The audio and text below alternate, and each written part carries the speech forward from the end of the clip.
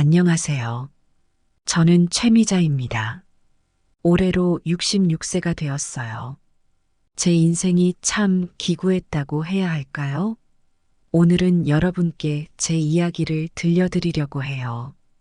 특히 제가 2년 동안 자식들과 연락을 끊고 지냈던 이야기 말이에요. 저는 23살에 결혼을 했어요. 그때만 해도 세상 모르는 앳된 아가씨였죠. 결혼 이듬해에 첫째 아들 영철이를 낳았어요.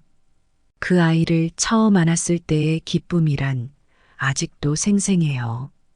그 작고 여린 생명을 품에 안고 있으니 세상을 다 가진 것 같았어요.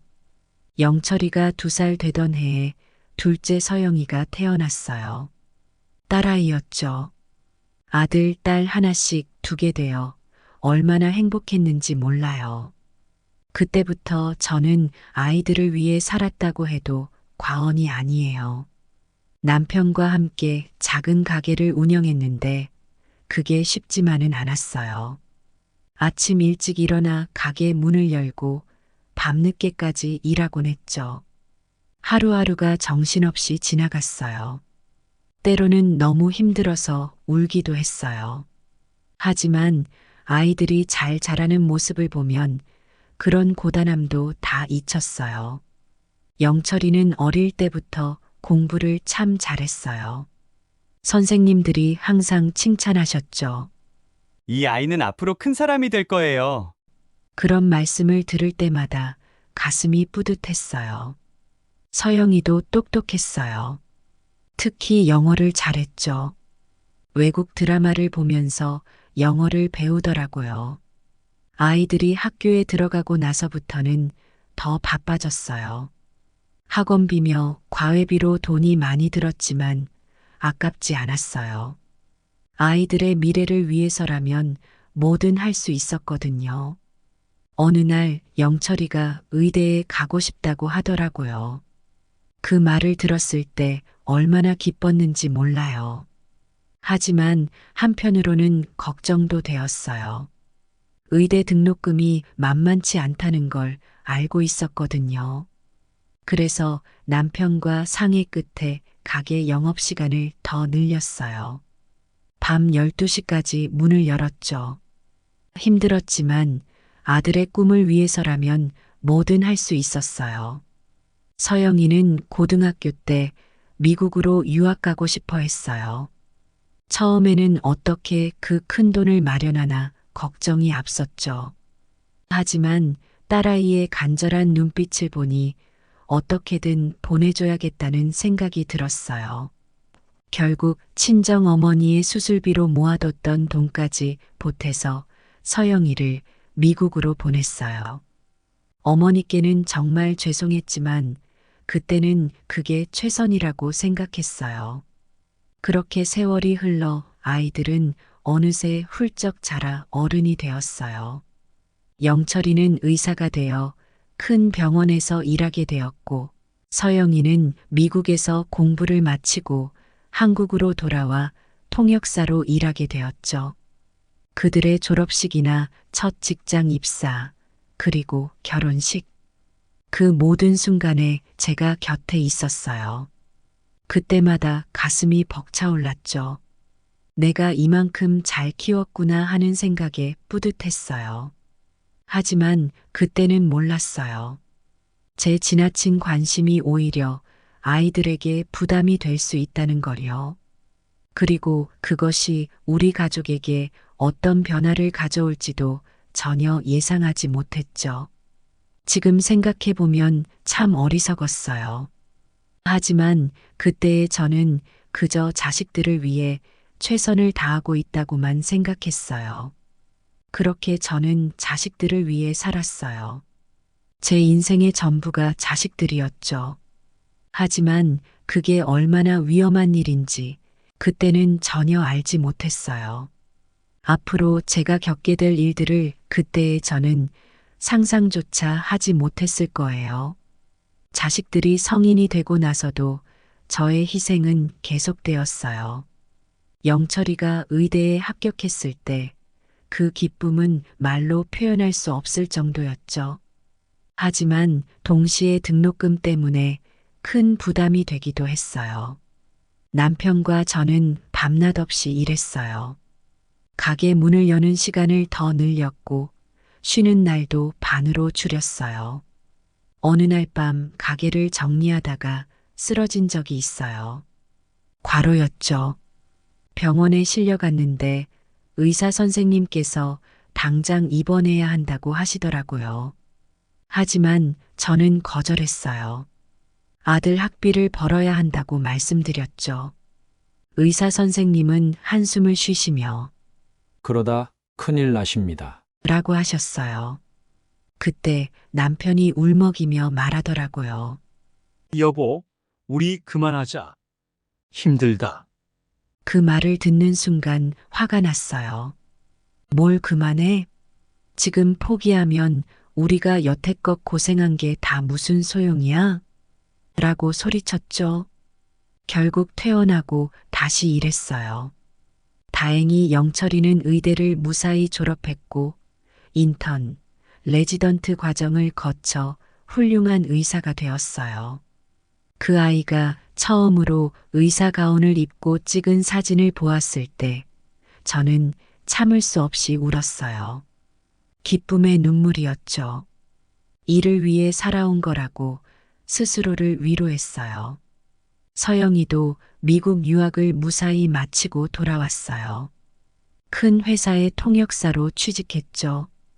첫 월급을 받아왔을 때 그 아이가 얼마나 자랑스러워 하던지. 자식들이 결혼할 때도 저는 모든 걸 쏟아부었어요. 영철이의 신부 수민이는 참 예쁘고 착한 아이였어요.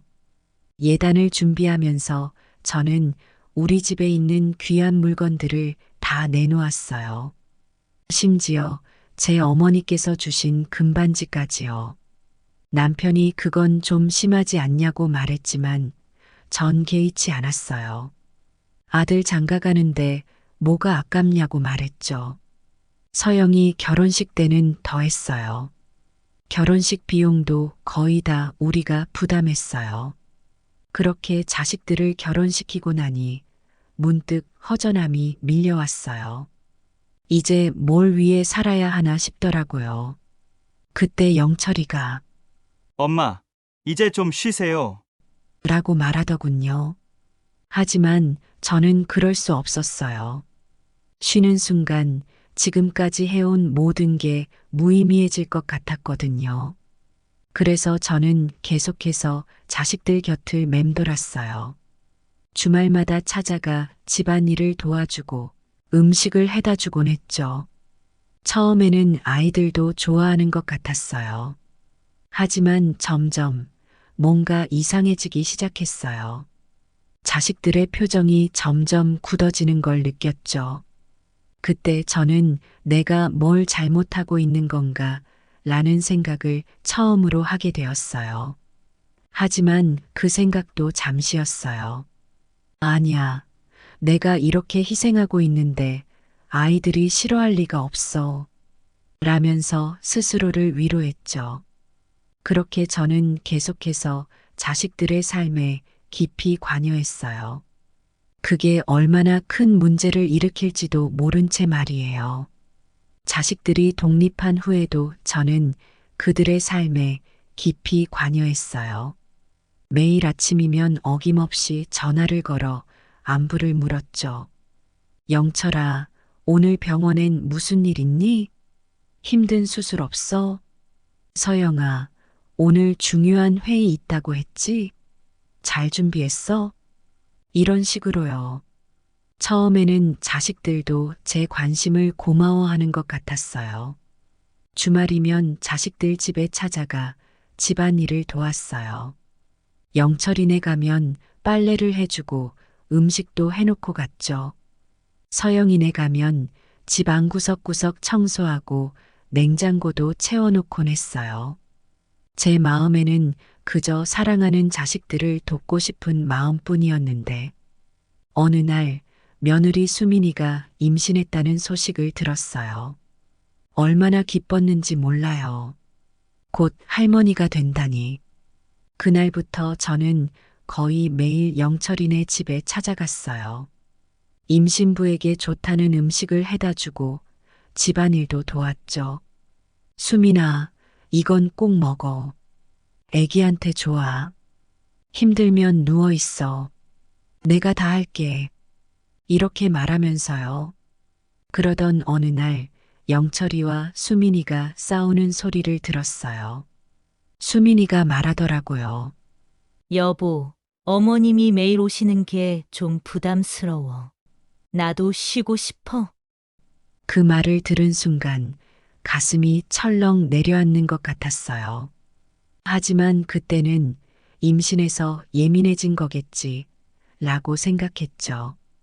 그래서 계속 찾아갔어요. 지금 생각하면 참 어리석었죠.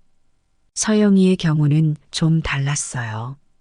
제가 자주 전화하고 조언을 하면 점점 짜증을 내기 시작하더라고요. 엄마, 나도 이제 어른이에요. 제 일은 제가 알아서 할게요. 그 말을 들을 때마다 가슴이 아팠어요.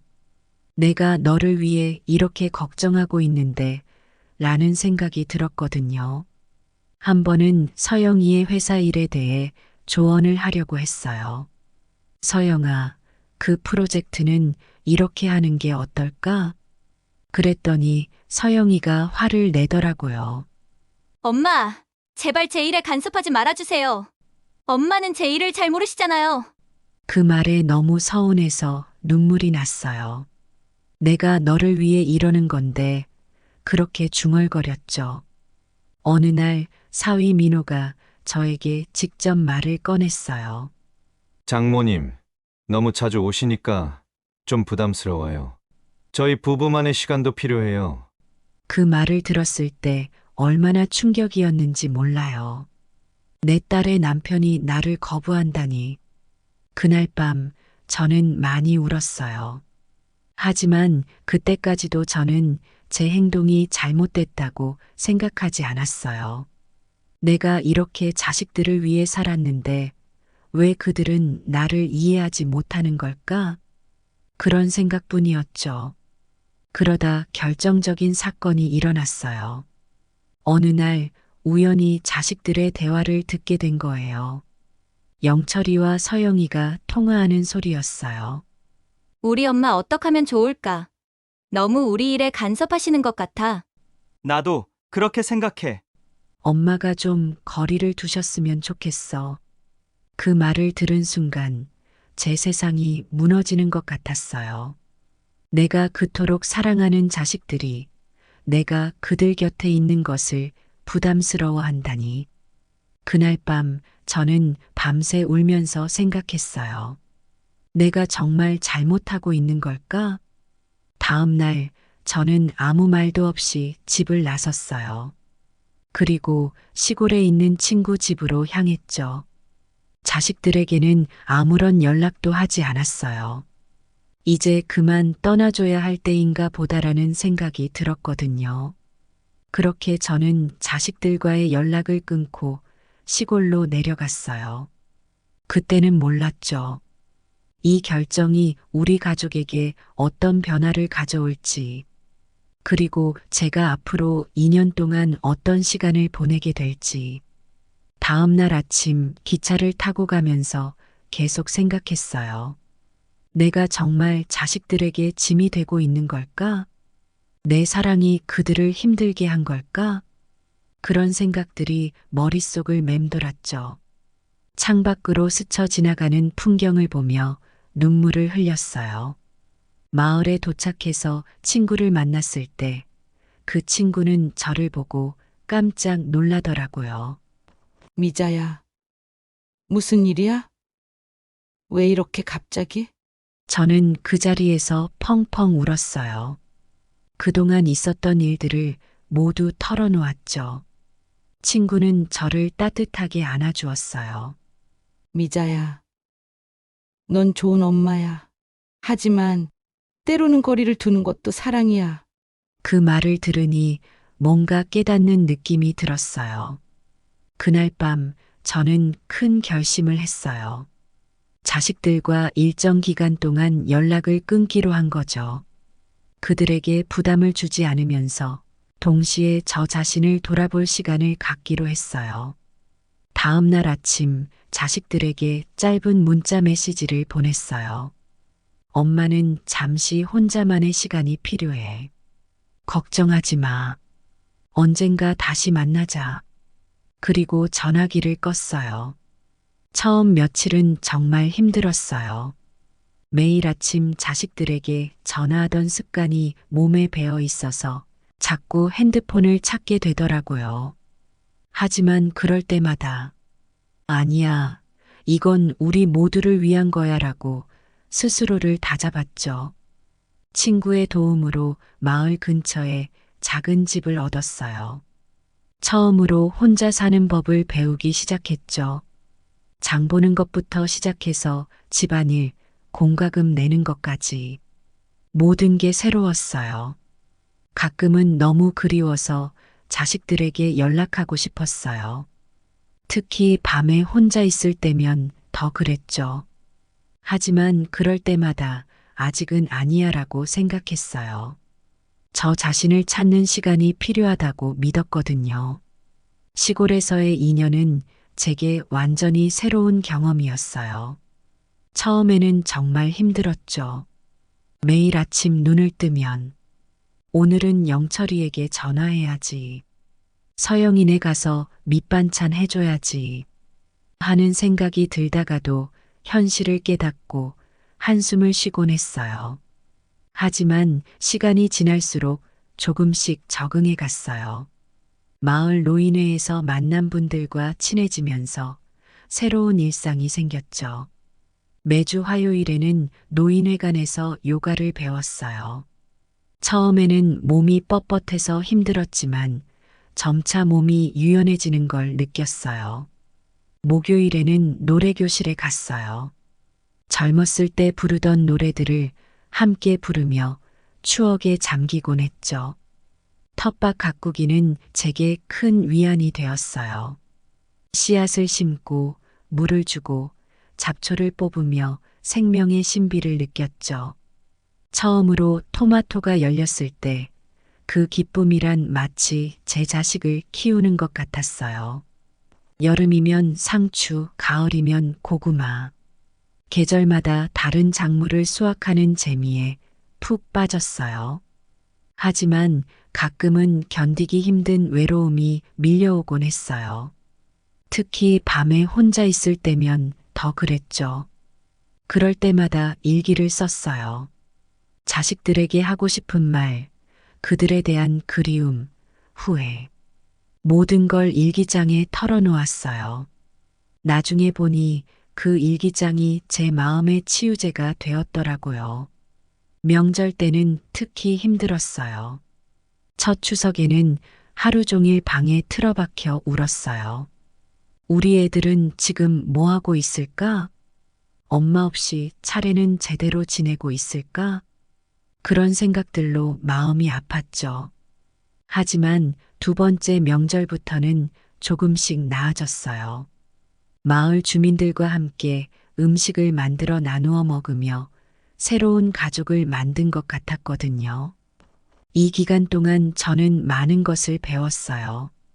혼자서도 살아갈 수 있다는 것, 나이 들어서도 새로운 것을 배울 수 있다는 것, 그리고 가장 중요한 건 자식들만이 제 인생의 전부가 아니라는 것을 깨달았죠. 유튜브 보는 법도 배웠어요. 친구의 손자가 가르쳐 줬는데 처음에는 정말 어려웠어요. 하지만 조금씩 익숙해지더라고요. 유튜브로 요리 영상을 보며 새로운 요리법도 배웠고 손주들 얘기를 들으며 젊은 세대를 이해하려고 노력했어요. 2년 동안 저는 한 번도 자식들에게 연락하지 않았어요. 하지만 그들의 소식은 간간히 들을 수 있었죠.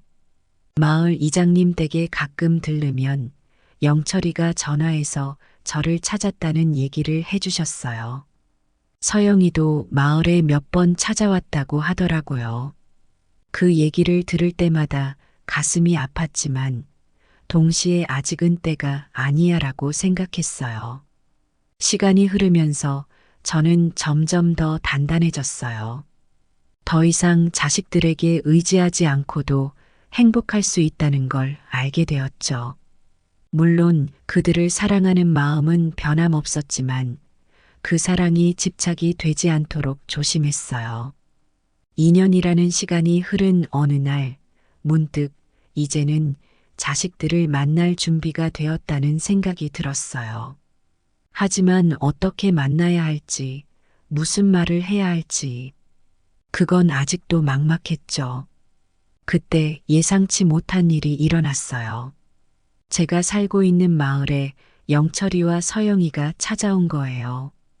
그들의 모습을 보는 순간 저는 그 자리에 얼어붙었어요. 2년 만에 마주한 자식들. 그들의 눈에는 눈물이 고여 있었죠. 그날은 평소와 다름없는 날이었어요. 아침 일찍 일어나 텃밭에 물을 주고 노인회관에 가서 친구들과 차를 마시고 있었죠. 그때 이장님이 급하게 뛰어오셨어요. 미자 씨, 큰일 났어요. 자식분들이 와 계셔요. 순간 제 심장이 멎는 것 같았어요. 2해 동안 그토록 그리워하던 자식들이 여기에 왔다니. 기쁨과 두려움 그리고 당혹감이 한꺼번에 밀려왔어요. 떨리는 발걸음으로 집으로 향했어요. 멀리서 영철이와 서영이가 보였어요. 그들은 제 집 앞에서 서성이고 있었죠. 2년 만에 보는 자식들의 모습은 많이 달라져 있었어요. 영철이는 살이 조금 빠진 것 같았고 서영이는 머리를 짧게 자른 게 눈에 띄었어요. 그들이 저를 발견하고는 뛰어왔어요. 엄마, 하고 부르는 소리에 저도 모르게 눈물이 흘렀어요. 영철이가 먼저 저를 꼭 안아줬어요. 엄마, 어디 계셨어요? 얼마나 찾았는지 아세요? 영철이의 목소리가 떨리고 있었어요. 서영이도 울면서 제 손을 잡았어요. 엄마, 보고 싶었어요. 그 순간 저는 무슨 말을 해야 할지 몰랐어요. 2년 동안 준비했던 말들이 모두 사라져버린 것 같았죠. 그저 자식들을 안고 울 수밖에 없었어요. 집으로 들어가 셋이 마주 앉았어요. 처음에는 어색한 침묵이 흘렀죠. 그러다 서영이가 입을 열었어요. 엄마, 우리가 잘못했어요. 엄마의 사랑을 당연하게 여겼던 거. 이제야 깨달았어요. 영철이도 고개를 숙이며 말했어요. 맞아요, 엄마. 엄마가 얼마나 우리를 위해 희생하셨는지. 엄마가 사라지고 나서야 알게 됐어요. 그 말을 듣는 순간 제 마음속에 있던 모든 서운함과 아픔이 녹아내리는 것 같았어요. 하지만 동시에 저도 반성해야 할 점이 있다는 걸 깨달았죠. 아니야, 엄마도 잘못했어. 너무 집착했던 거야. 너희의 삶을 인정하지 않고 내 방식대로만 사랑하려고 했어. 우리는 그렇게 서로의 마음을 털어놓았어요. 영철이는 제가 없는 동안 얼마나 힘들었는지, 서영이는 얼마나 후회했는지, 그 이야기를 들으며 저는 다시 한번 눈물을 흘렸어요. 자식들은 제가 2년 동안 어떻게 지냈는지 궁금해했어요. 텃밭 이야기, 노인회에서의 활동, 새로 사귄 친구들. 그 이야기를 하는 동안 아이들의 표정이 놀라움으로 가득 찼어요. 엄마, 정말 대단하세요. 우리도 엄마처럼 살 수 있을까요? 서영이의 그 말에 저는 가슴이 뭉클해졌어요. 제 선택이 옳았다는 걸 확신하게 되었죠. 그날 밤 우리는 오랜만에 함께 저녁을 먹었어요. 제가 직접 기른 채소로 만든 음식들이었죠. 식탁에 둘러앉아 이야기를 나누는 동안 저는 이것이 진정한 가족의 모습이라는 걸 깨달았어요. 자식들은 제게 서울로 돌아가자고 했어요. 하지만 저는 조금 더 이곳에 머물고 싶다고 했죠. 이제 막 찾은 제 자신을 더 단단히 하고 싶었거든요. 아이들은 처음에는 아쉬워했지만 이내 저의 결정을 존중해 주었어요. 그렇게 우리의 새로운 관계가 시작되었어요. 더 이상 일방적인 사랑이 아닌 서로를 존중하고 이해하는 관계로 말이에요. 자식들과의 재회 이후 우리 가족의 관계는 완전히 달라졌어요. 더 이상 제가 일방적으로 주기만 하는 관계가 아니었죠. 서로를 존중하고 이해하는 관계로 변화했어요. 저는 서울로 바로 돌아가지 않고 시골에 몇 달 더 머물기로 했어요. 그동안 찾은 저만의 삶을 조금 더 단단히 하고 싶었거든요. 자식들은 이해해 주었어요. 오히려 주말마다 저를 보러 내려오겠다고 하더라고요. 영철이와 서영이는 정말 약속을 지켰어요. 한 달에 한 번씩 꼭 내려왔죠. 처음에는 어색했지만 점차 편안해졌어요. 텃밭에서 함께 채소를 가꾸고 마을 축제에도 같이 참여했어요. 자식들은 제가 새로 배운 요가 동작을 보고 놀라워했고 노래교실에서 배운 노래를 들으며 즐거워했어요. 서울에 있을 때는 몰랐던 자식들의 모습을 보게 되었어요. 영철이가 얼마나 자상한 아들인지, 서영이가 얼마나 다정한 딸인지, 그동안 제 욕심에 가려 못 봤던 자식들의 진짜 모습을 발견하게 된 거죠. 자식들도 변했어요. 더 이상 저를 부담스러워하지 않았어요. 오히려 제 이야기를 경청하고 조언을 구하기도 했죠. 영철이는 병원 일로 고민이 있을 때마다 저에게 전화를 걸어 상담을 했고, 서영이는 회사에서 있었던 일들을 저에게 털어놓았어요. 6개월 후 저는 서울로 돌아가기로 결심했어요. 하지만 이번에는 다른 마음가짐이었죠. 더 이상 자식들에게 의지하지 않고 제 삶을 살아가겠다는 결심이었어요.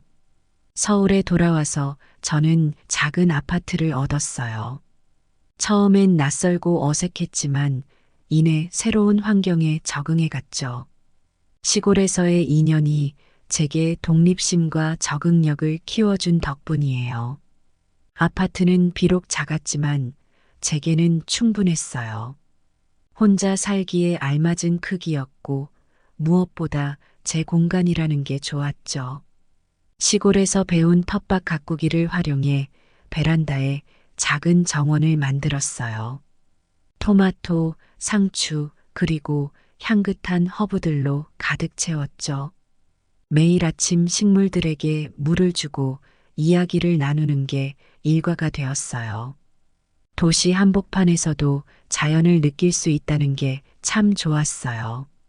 가끔은 이웃들도 제 작은 정원을 구경하러 오곤 했죠. 그럴 때마다 제가 기른 채소를 나눠주며 이야기를 나누곤 했어요. 노인복지관에 등록해서 요가와 노래교실도 계속 다녔어요. 시골에서 배운 취미를 서울에서도 이어가니 마음이 편안해졌죠. 요가를 하면서 몸이 유연해지는 것을 느꼈고 노래를 부르면서 마음의 짐을 덜어내는 것 같았어요. 그곳에서 만난 새 친구들과 웃고 떠들며 시간을 보내는 것도 즐거웠죠. 자식들과의 관계도 달라졌어요. 더 이상 매일 전화하거나 찾아가지 않았어요. 처음에는 이게 맞나 싶어 불안하기도 했지만 시간이 지나면서 이게 우리 모두에게 좋은 변화라는 걸 깨달았죠. 대신 일주일에 한 번 정도 통화하고 한 달에 한 번 정도 만나는 걸로 약속했어요. 그렇게 하니 오히려 만날 때마다 더 반갑고 대화도 더 풍성해졌어요. 통화할 때면 서로의 근황을 나누며 즐거워했고 만날 때는 그동안 있었던 일들을 자세히 이야기하며 웃고 울었죠. 이전에는 늘 제가 물어보고 걱정했다면 이제는 아이들이 먼저 제 안부를 묻고 걱정해 주더라고요. 그럴 때면 가슴이 따뜻해졌어요. 영철이의 아이가 태어났을 때 저는 기쁜 마음으로 축하해 주었어요. 손주가 생겼다는 소식에 얼마나 설레었는지 몰라요. 하지만 이번에는 과하게 간섭하지 않았죠. 예전 같았으면 매일 찾아가 이것저것 해주려고 했겠지만 이제는 달랐어요. 대신 영철이 부부가 도움을 요청할 때만 조용히 도와주었어요. 아기 돌보는 법을 알려달라고 할 때, 밤에 아기가 보채서 힘들다고 할 때, 그럴 때만 제 경험을 나누고 도움을 주었죠. 그러자 오히려 아이들이 더 자주 저를 찾더라고요. 엄마, 이럴 땐 어떻게 해요? 어머니, 아기가 이러는데 괜찮은 걸까요? 이렇게 물어올 때마다 제 마음은 뿌듯했어요. 서영이가 승진했을 때도 마찬가지였어요. 축하한다는 말과 함께 작은 선물을 보냈지만 그 이상 개입하지 않았어요. 예전 같았으면 회사에 찾아가 자랑하고 싶어 했겠지만 이제는 그저 서영이의 성공을 멀리서 응원해주는 것으로 충분했죠.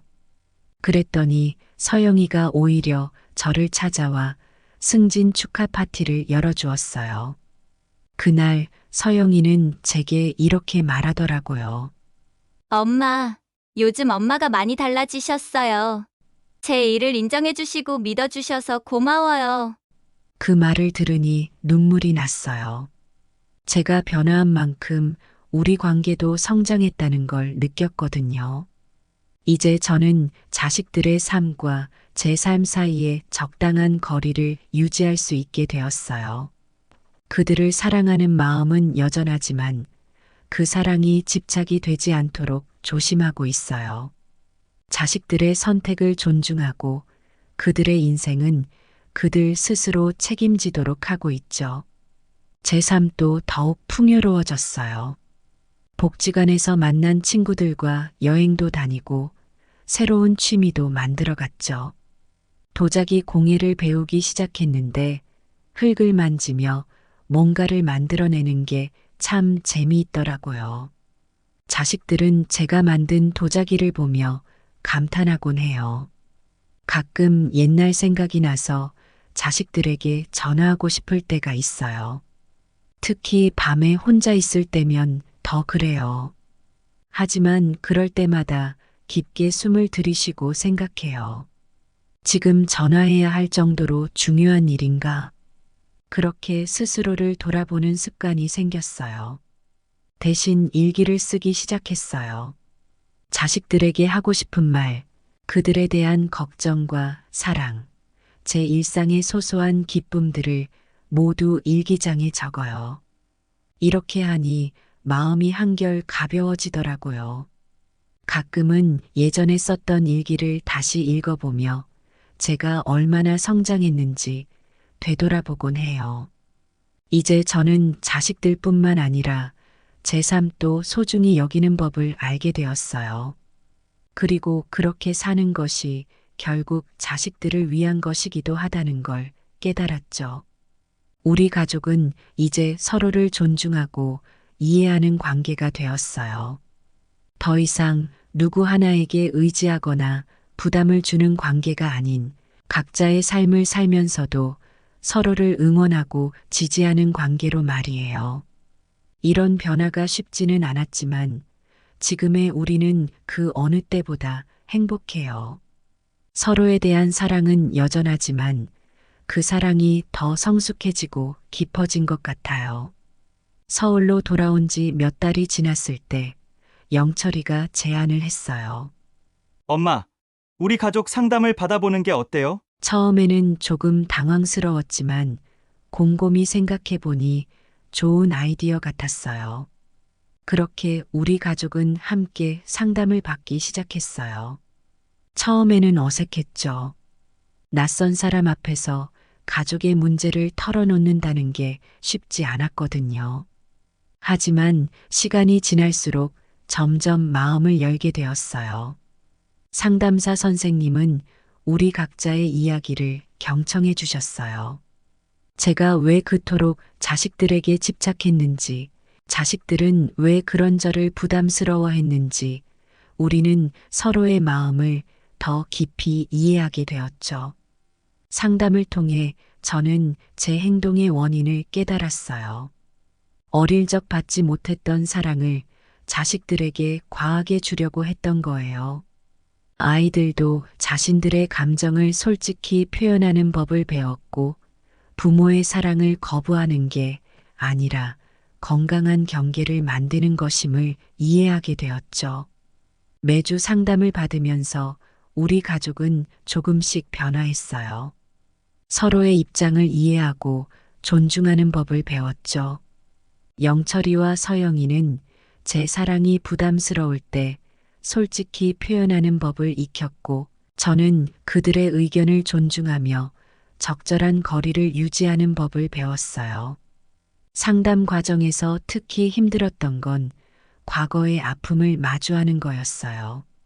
제가 얼마나 자식들에게 상처를 줬는지, 또 자식들이 저에게 얼마나 서운한 말을 했는지, 그런 이야기들을 꺼내놓을 때마다 눈물이 났죠. 하지만 그 과정을 통해 우리는 더욱 가까워졌어요. 6개월간의 상담이 끝났을 때 우리 가족은 완전히 달라져 있었어요. 더 이상 서로를 오해하거나 부담스러워하지 않았죠. 대신 서로의 삶을 응원하고 지지하는 관계가 되었어요. 서영이도 변화했어요. 예전에는 제 조언을 부담스러워했지만 이제는 스스로 저에게 의견을 물어보곤 해요. 엄마, 이 상황에서 어떻게 하는 게 좋을까요? 그럴 때마다 저는 조심스럽게 제 생각을 말하고 최종 결정은 서영이에게 맡겼어요. 이런 경험들을 통해 저는 새로운 깨달음을 얻었어요. 자식을 사랑한다는 건 그들의 삶에 개입하는 게 아니라 그들이 스스로의 길을 찾아갈 수 있도록 지지해 주는 거라는 걸 말이에요. 제 경험담을 들은 노인복지관 친구들이 저에게 조언을 구하기 시작했어요. 비슷한 고민을 하는 다른 어르신들도 많더라고요. 그래서 저는 작은 모임을 만들었어요. 건강한 가족 만들기라는 이름으로요.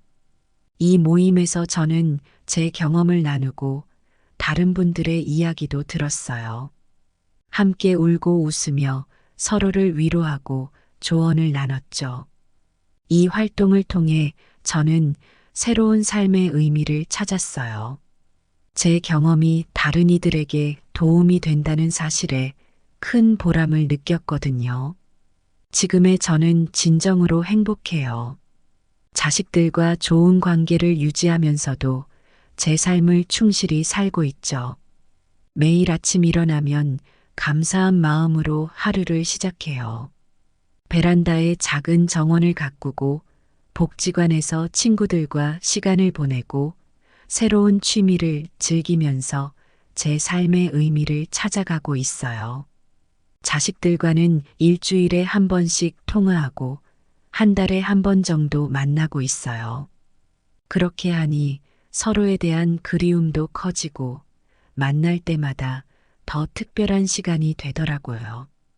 영철이와 서영이는 이제 제게 친구 같은 존재가 되었어요. 서로의 고민을 나누고 조언을 주고받는 관계로 발전했죠. 물론 가끔은 힘들 때도 있어요. 외로움이 밀려올 때도 있고 옛날처럼 자식들 곁에 있고 싶은 마음이 들 때도 있죠. 하지만 그럴 때마다 지난 시간을 떠올려요. 제가 얼마나 성장했는지, 우리 가족이 얼마나 건강한 관계로 변화했는지를 생각하면 다시 힘이 나요. 그리고 다짐해요. 우리는 이만큼 성장했어. 앞으로도 잘 해낼 수 있을 거야. 이 말은 제게 주문 같은 거예요. 힘들 때마다 이 말을 되뇌면 마음이 다시 단단해지는 걸 느껴요. 제 이야기가 비슷한 상황에 처한 분들에게 작은 위로와 희망이 되었으면 좋겠어요. 저도 처음에는 막막했어요. 자식들과 떨어져 지내는 게 맞는 건지, 이렇게 해서 우리 관계가 좋아질 수 있을지 의문이 들었죠. 하지만 시간이 지나면서 변화가 찾아왔어요. 서로를 이해하고 존중하는 법을 배웠고 그 과정에서 우리 모두가 성장했어요. 우리 모두 완벽할 순 없어요. 때로는 실수도 하고 서로에게 상처를 줄 수도 있죠. 하지만 중요한 건 그럴 때마다 서로를 이해하려 노력하고 존중하며 조금씩 나아가는 거예요. 작은 변화들이 모여 큰 변화를 만들어낸다는 걸 저는 경험을 통해 깨달았어요. 여러분도 힘들고 지친 순간이 있겠지만 포기하지 마세요. 한 걸음 한 걸음 나아가다 보면 반드시 변화가 찾아올 거예요. 우리 모두 함께 건강한 가족 관계를 만들어갈 수 있다고 믿어요. 그 과정에서 우리 자신도 성장하고 더 행복해질 수 있을 거예요.